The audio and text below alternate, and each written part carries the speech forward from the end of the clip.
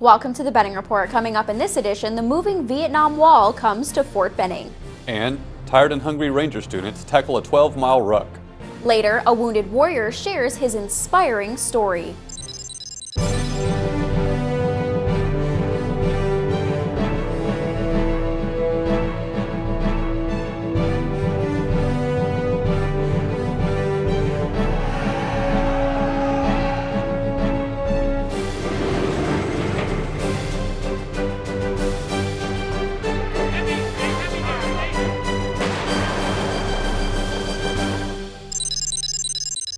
Welcome to the Benning Report. I'm Nicole Randall. And I'm David Wright with the Fort Benning Public Affairs Office. Thanks for watching.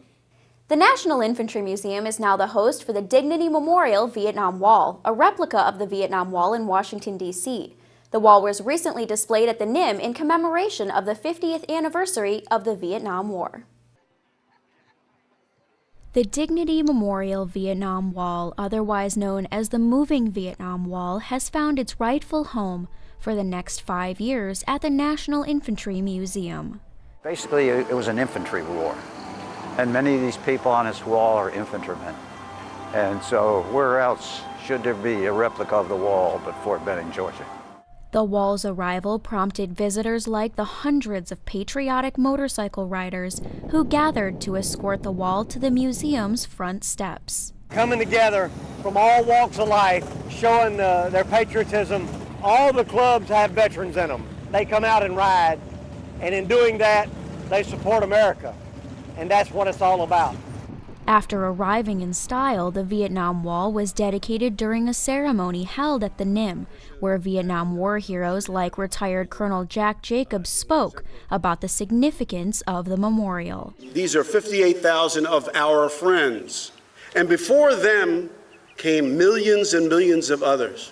We're here today not just because of the sacrifice of these people, but the sacrifice and service of all those who came before. We will never forget that most of all, we fight for each other. Among the distinguished visitors who arrived to greet and recognize the almost 60,000 names on the wall was one visitor in particular who has a way with words, especially about the Vietnam War. That wall is one of the most powerful pieces of art that I have ever seen. It stops me in my tracks. During his visit to Fort Benning, Callaway took time to speak to the young future leaders of the force, a symbol to him that lessons from the past have in fact been learned. I am very proud of the wall and the fact that never ever again will one generation of veterans turn their back on another. The Dignity Memorial Vietnam Wall brought visitors from all over the area and nation to pay tribute. Its mobility and now continued home at the NIM is a testament to the nation's commitment to its continued remembrance. This wall is a million memories. It's thousands of people. It's significant to all of us who fought in Vietnam. It's a way of honor to those who made the supreme sacrifice. From patriot riders to visiting dignitaries and former soldiers, the Dignity Memorial Vietnam Wall's power is in what it represents to the nation. The Vietnam Wall is all about the people surrounding its creation, the names of those carved in stone, and those who honor and remember every soul lost in the Vietnam War. Nicole Randall, Fort Benning TV. The 362nd Multi-Role Bridge Company has trained hard to build bridges, and as this company faces deactivation later this year, they perform what could possibly be their last bridge demonstration. Melissa Bell reports.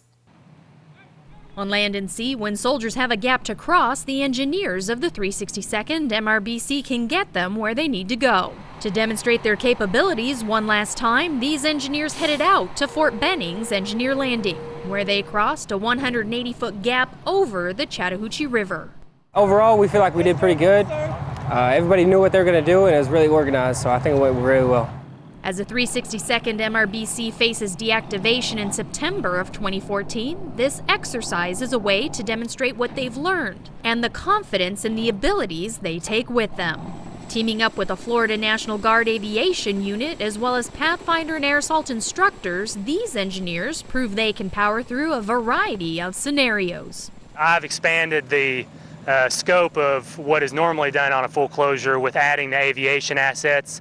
Spatially, I've spread out the footprint of what we normally do. We usually stay in this area. Now we're a couple miles of terrain that we're covering.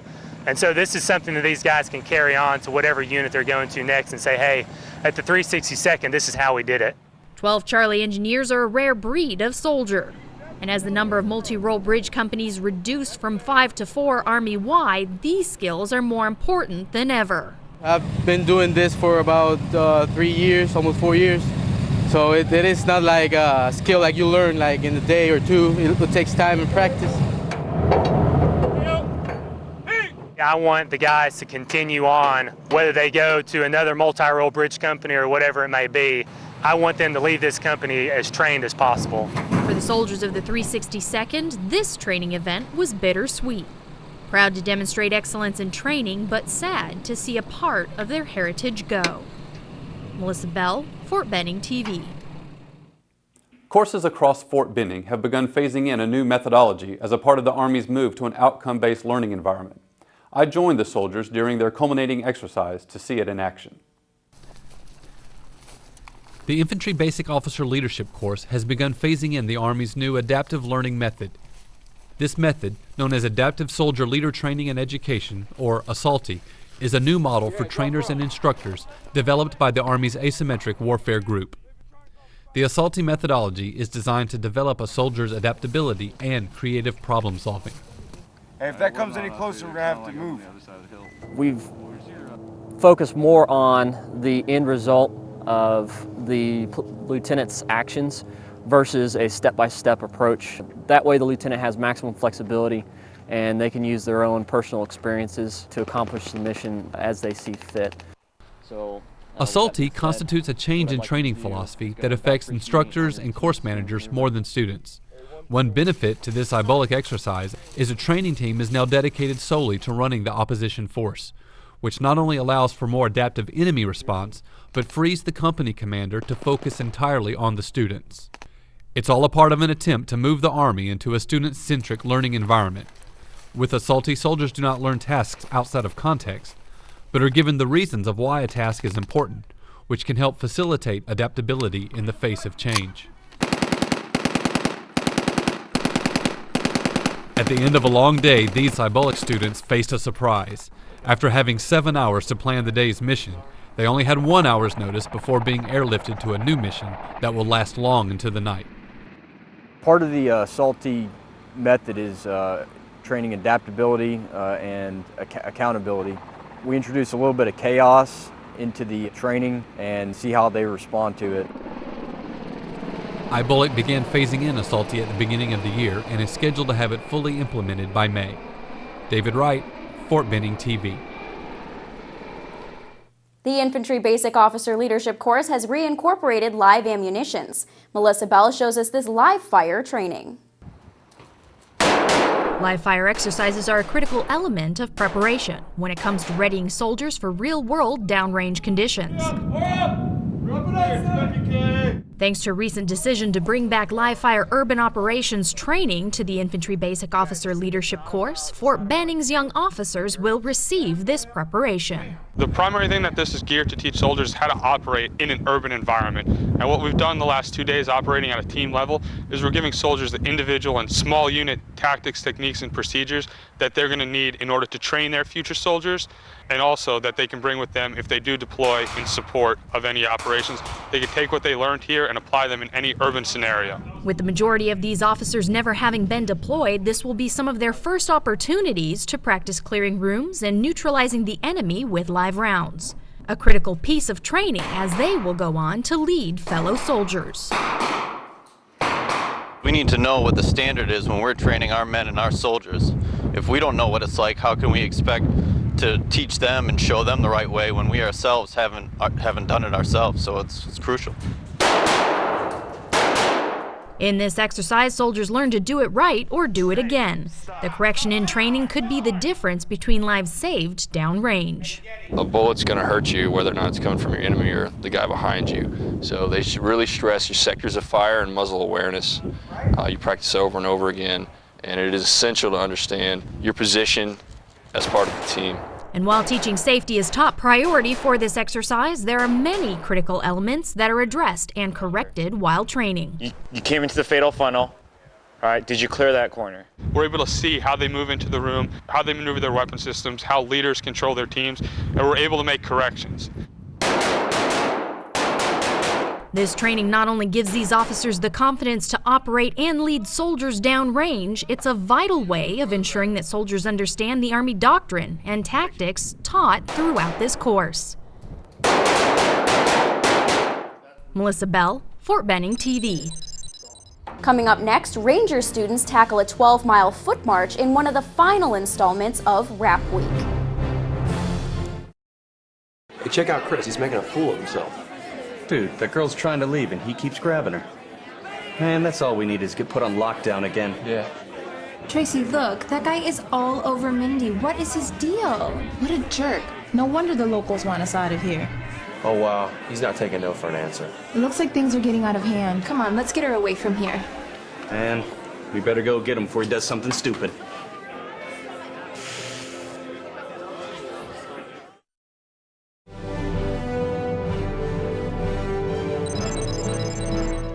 So far, we've followed Ranger students through the toughest week of Ranger School. Melissa Bell takes us to Camp Rogers as students finish out the week with a daunting 12-mile trek. It's been non-stop training with little food and minimal rest. Next Ranger in the pit! Ranger! Students are hungry, they're tired, and they're hurting. Before the sun even rises on day 4, Ranger students must complete a 12-mile foot march in 3 hours or less. If students can't make it, they go home. It's that simple. 3, 2, 1, game 1 is closed. They need to realize that they got to keep a certain momentum, and if they don't keep that momentum, they're done.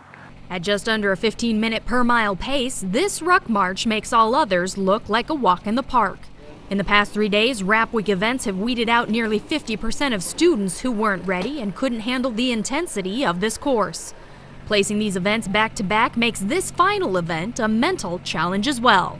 They've already had the RPA, the 5-mile run with it. They've also conducted the last 2 days of land navigation. Then they've conducted obstacle course, Darby Mile, Malvesti, stuff like that. So they're already physically beat. Right now, they are at their physical peak as far as stress is concerned. This school will test every aspect of the soldier and reveal what they can accomplish when they have the courage and sheer endurance to do so. A valuable insight at times of war. They need to be prepared mentally and physically for Ranger School before they show up here, because if they're not going to pass. I thought I was in pretty good shape, and it's put me right at my limit. The sign on the front says it all. It's not for the weak or faint-hearted. You just have to steel your resolve and put one foot in front of the other and keep on going. I'd rather have a mentally tough Ranger than a strong Ranger. Because if he's mentally tough, I know that he can take his soldiers, his subordinates, to farther lengths than anybody else. 15 seconds. They have to have a heart. 3, 2, 1. You have a heart to drive, push as far as you can, as hard as you can, you'll be fine. For this class, 34 more students will go home. But for the rest, they'll face 58 more days of harsh training where almost 70% will earn their tab. I'm getting through it. It's not over yet, but waiting for it to be over, definitely. Why are you taking all the weight off your back? Do you want to quit, Ranger? Name, Sergeant! Are you sure? Right, Sergeant! Melissa Bell, Fort Benning TV. In the basic combatives instructor course, the students learn better techniques and instructing capabilities. Now we move on to in-depth instructing and higher levels of skill in the tactical combatives instructor course. Some people think combatives is for muscle-bound soldiers who just want to fight. But fighting is for sport, and Army combatives is for combat. It's not for fun, it's real life. And the professionals at the combatives school know this. At the end of the day, you could lose your life, and a battle buddy could lose their life. Restack, on me. That's why they take the training of future Army combatives instructors seriously, because real-life combat is not a game. We try to make it as realistic as possible, so in level 3 they do a night scenario. Level 4 we have the students themselves develop situations that they may have encountered while on deployment, as far as applying techniques that you learn in combatives. A student graduating from the tactical instructor course can teach and certify a more advanced student. That means they have to meet higher levels of proficiency in planning, instructing, and of course, skill.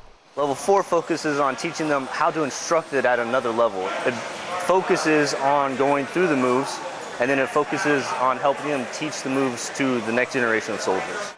Just sweeping away, like so. The stakes go up, and in addition to close quarters combat, vehicle extractions, and creating a situational training exercise for future students, the soldiers also improve their personal skills, leadership attributes, and especially confidence in themselves, which could mean life or death overseas. We try to instill that warrior ethos, that fight or flight mentality, so if your weapon goes down, you have to close distance, not just for your survival, but for a battle buddy survival. And giving the soldiers the confidence to know that your body, your hands, your mind is a weapon itself, and making sure that they're confident in using those skills when they have to. Not everybody can come here, but if we send instructors out there, that's what we're trying to do, train the trainer. One of the most important parts of the tactical instructor course is during the team's situational planning. The students learn the moves, practice the exercise, then plan their own, incorporating what they've learned and experienced to develop a lesson plan for their future soldiers. It's important because we take the realistic approach with training like you would downrange. Situations you'll find downrange, and we implement combatives in there to de-escalate the situation in the most timely manner.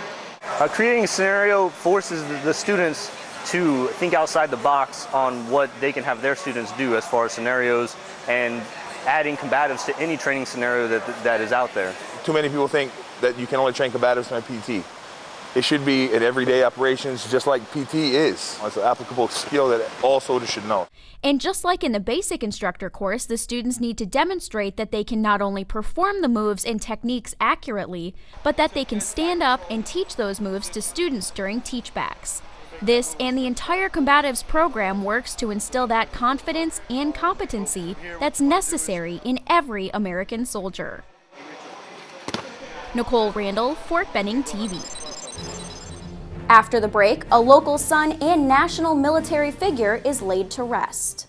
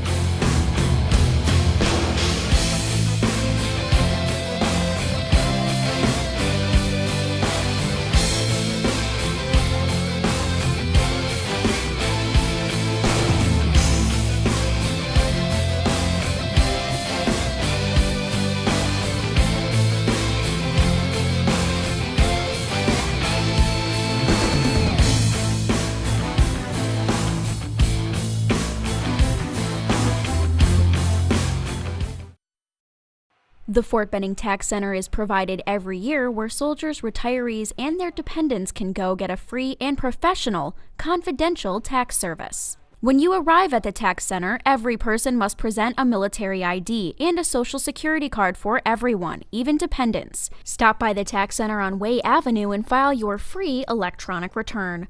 For tax center hours and more information, log on to Fort Benning's homepage at benning.army.mil.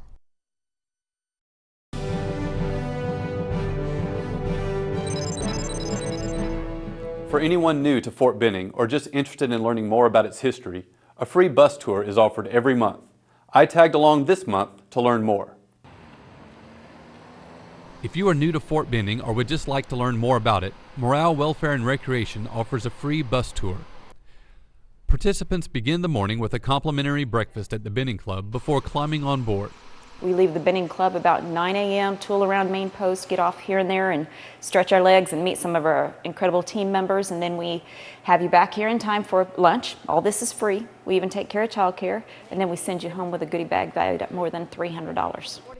If you are newly arrived to Fort Benning, the tour can help orient you, allow you to learn your way around main post. It also fills you in on a bit of Fort Benning's long and fascinating history. I love the history of Fort Benning. This is a place so rich in history that most folks who are only going to spend a year or two here, they have no idea. So this bus tour gives me an opportunity to share that with them. And when I share that with them, I find they really do fall in love with the place. From the former homes of famous generals to a memorial to a dog, and even Fort Benning's own resident ghost, the bus tour can fill you in on all the key spots. The bus tour is also an opportunity for people to learn more about everything MWR offers soldiers and families. We have very little to do with housing and health care. Other than that, we touch on every aspect of their life, and we lump those under what I call the 5 F's: food, family, finance, fitness, and fun. The bus tour is held the third Thursday of every month. You can learn more at BenningMWR.com. David Wright, Fort Benning TV. Howard Hollis Callaway, known to friends, family, and many more as Bo Callaway, an icon of family values and military support, has recently passed away and was honored in a ceremony held in his longtime home and refuge. Bo Callaway's life contained and was dedicated to a legacy of selfless service. Born in 1927 in LaGrange, Georgia, educated first at Georgia Tech, then the United States Military Academy, Callaway served in the infantry, then went on to a career in which he served as a Georgia congressman, ran and was defeated for the state's governor, but later made long-lasting contributions when he became the Secretary of the Army. Well, first of all, the all-volunteer military. I mean, Callaway was Secretary of the Army. Bo had an ability, no matter what happened, to get back up, to think positive, to figure out what contribution he could make, and to go do it. He was an astonishing person. Callaway's long life serving in politics and fighting for the Army's continued efficiency and growth was not his only contribution. Callaway Gardens has always brought beauty and life to the surrounding area for decades. His continued leadership and loyalty to those around him and the dedication he committed to every day and everything he did was passed on to others just by knowing him. A mighty oak has fallen. This is how the priest started the service in honor of Bo Callaway's passing. His son Edward and his friends Norman Augustine and the Honorable Newt Gingrich spoke of Bo's life and his unwavering love of everything in it. Bo loved God. He loved his country. He loved his family. He loved his army. He loved Callaway Gardens.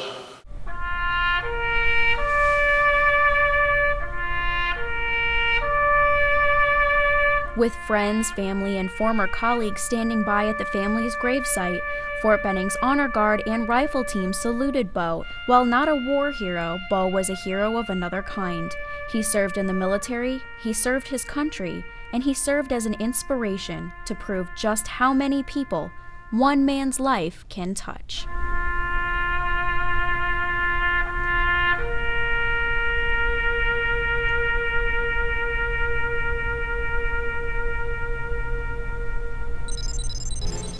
After the break, a wounded ranger finds the power of a positive attitude.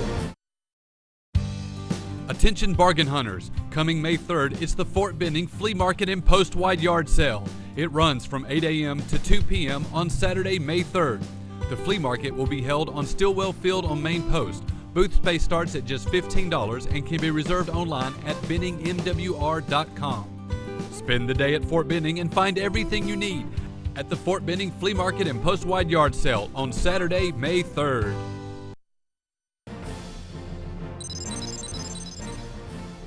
No matter how much life takes away from you, you can always take what you have left and rebuild. That is the inspiring message exemplified by one wounded warrior and his relentless positive attitude. Sergeant Tom Block of the 75th Ranger Regiment remembers well the October 2013 night when a mission in Afghanistan went horribly wrong. We lost 4 good friends that day. I told the man to come up and start walking towards me with his hands in the air. At that time, his buddy jumped up and ran at us and exploded. and it sent me flying 35 feet into a minefield. My worst fears were obviously that something had happened to Tom. Before I got to the helicopter, they assessed my wounds and they saw that I had lost my right eye. I had a collapsed left lung and my foot was broken.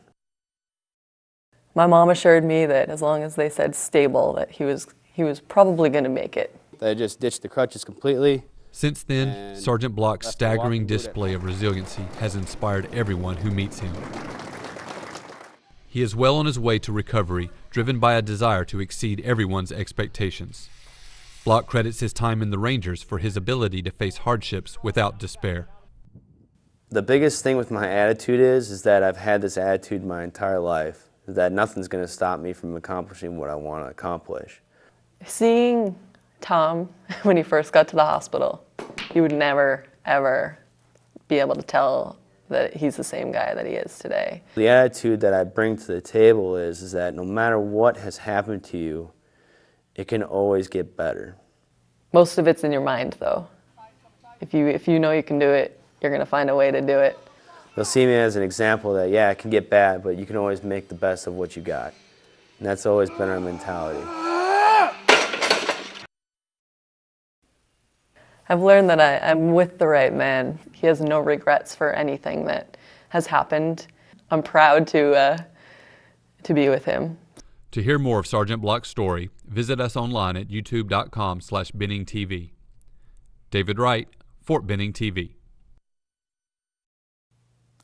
Nicole, did you know that Sergeant Block and Janine were engaged 2 months after his injury? Wow, that's incredible. I didn't know that. I can't believe Sergeant Block's motivation. He's already doing things like shooting pool and practicing with his bow. Those things are actually good therapy for his vision. There's a lot of information that we just didn't have time to fit into this story, so I really encourage everyone to check out the extended interview online. It's truly an inspiring story, and that will bring this edition of the Benning Report to an end. But you can watch these stories and others on youtube.com/BenningTV or at benning.army.mil. And you can also like us on Facebook. From the Public Affairs Office, thank you for watching.